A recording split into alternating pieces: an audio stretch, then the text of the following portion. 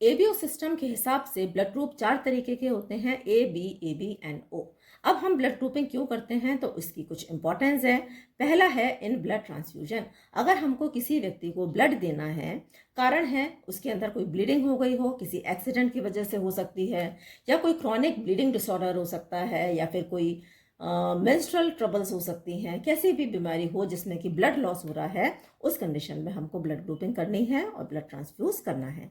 दूसरा, in preventing haemolytic disease that is Rh incompatibility between mother and foetus. अब Rh incompatibility की वजह से बच्चे के अंदर जो हीमोलाइसिस होती है उसके लिए भी ब्लड ग्रुप की आवश्यकता है।